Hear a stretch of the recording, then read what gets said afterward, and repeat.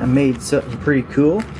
I call it Universal Smolder Prime, and I wanted to make this to solve a few different problems. I don't know if something like this exists or not, but I thought I'd go ahead and experiment and try to make this. Now, it kind of acts like a composition you'd use to create those snakes. It just smolders, and it was difficult trying to create it in a way where it didn't create a flame and sparks and fire. So a lot of fine tuning went into this, as you can see here. Lots of testing and iterations. I'll just kind of give you a rundown here.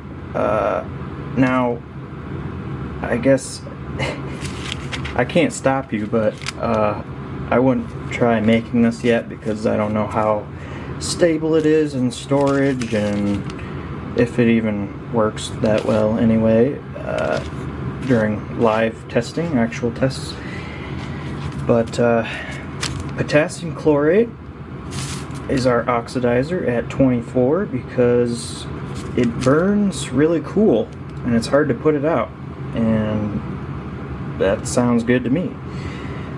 Bad side effect of it is when you use it with sulfur, apparently it likes to spontaneously combust, but honestly I don't have any reference to that actually happening. People just say it does, but there's lots of formulas online that call for sulfur and potassium chlorate, and why would they be out there if they were known for spontaneously combusting, I guess, is how I think about it. Maybe not a good way to think about it, but don't do it then. I don't know. I have a bunch of binder in here, like a crap load. We have Parlon, Dextrin, Parlon and Dextrin. I got rid of the red gum because I'm hoping the Parlon will bond just fine with stuff with red gum in it. Starts with phenolic resin and all that. Still gotta test that, but a whopping 20%. That's a lot. That's gonna be solid as a rock. As well as 15 Dextrin, which is an even stronger binder when you want to bind with water. That's 15% there. That's a lot. Usually you just use 5. So the fact that this formula works with so much binder is awesome. Can't go wrong with having a super strong, durable coating of prime on your stars. Now, I tried my best to get rid of this so that there wasn't 1,000 chemicals in this formula to kind of neaten it up, but I find this is pretty necessary. We're running hexamine, 7 of that, instead of charcoal, because I found this doesn't make sparks, or as many as charcoal, but it's our fuel. And 27 sodium bicarbonate. That's baking soda. This is just our burn rate modifier.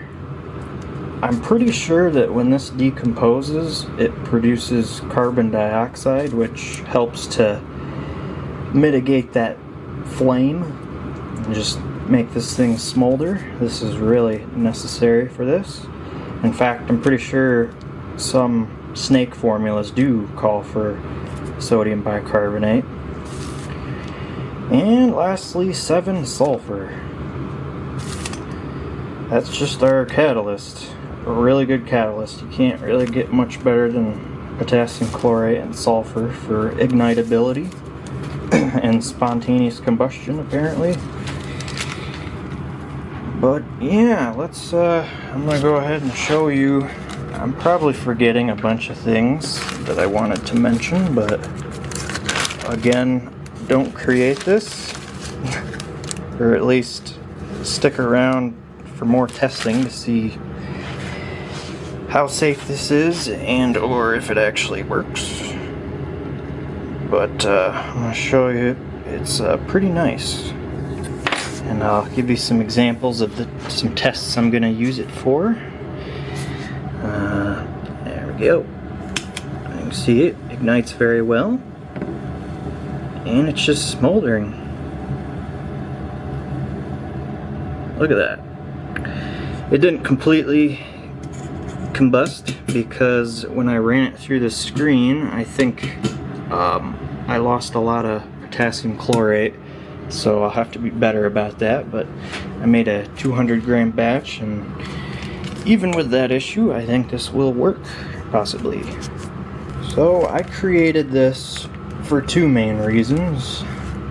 First reason was to try it on stars to create a sort of invisible delay type effect before they actually ignite. And I'll show you an example of my first attempt at creating a prime like this. As you can see here, this shell turned out really well. Invisible gold glitter stars that you can see there. So that went really well, so hopefully this more optimized batch works even better. Now, I don't really like the unintentional orange sparks that typical black powder prime emits, so hopefully this will fix that problem. I'll be doing testing in future videos, but just wanted to give you an explanation of this. Now, the other application is to create a sort of stealth rocket fuel delay, and this could be really cool when making UFO hoax type of rockets, you know, launch it by a highway and, you know, freak some people out. Whoa, man, there's a UFO up there. So how it would work is you just have a really small increment of this delay, and having no flame envelope, you know, your thrust stage would go off, and while it's coasting, you know, hundreds of feet in the air, it's undetectable. You wouldn't see it at all. And all of a sudden, whatever effect you have that'll go off afterwards will appear out of nowhere to the untrained eye. So that should be pretty cool. I had a few people request it, so I'm gonna go ahead and try an impact test and see if this stuff ignites under a hammer. Just kidding, this one's rubber. So here we go.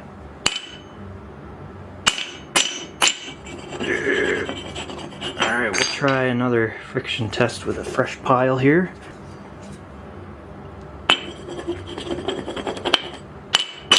I don't want to crack my concrete floor, but yeah, that's not igniting, so that's cool. I guess I'll just go ahead and leave that on the floor in the middle of the room in case it spontaneously combusts. And I'll let you know if it does. So join me in my future videos that will hopefully be more entertaining than this one.